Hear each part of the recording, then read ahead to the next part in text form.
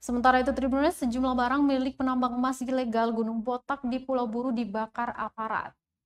Sejumlah barang yang diduga milik penambang emas ilegal di tambang emas Gunung Botak, Desa Persiapan Wam Said, Kecamatan Wailata, Kabupaten Buru, dimusnahkan aparat pada Rabu 28 Juli 2021.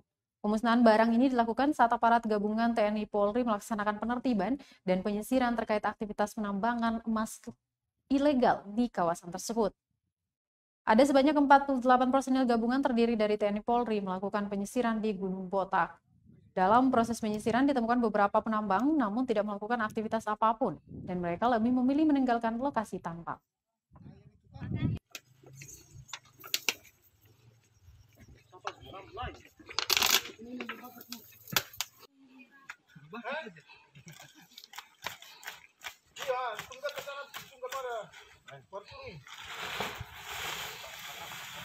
Iya.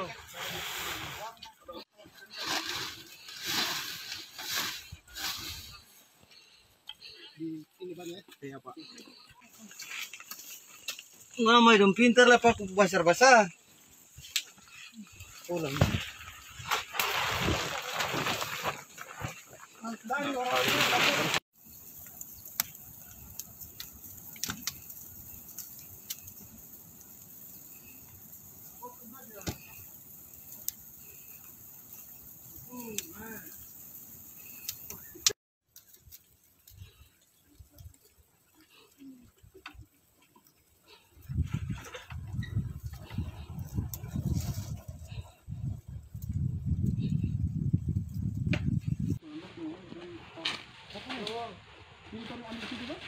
Belum di jalur ini yang garing satu nih. Ini. Yang butuh parang lah. Ngamai dong pintar lah Pak, basah-basah. Ulang.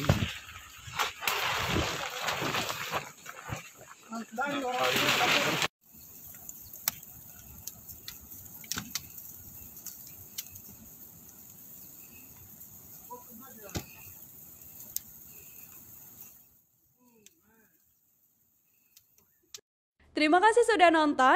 Jangan lupa like, subscribe, dan share ya.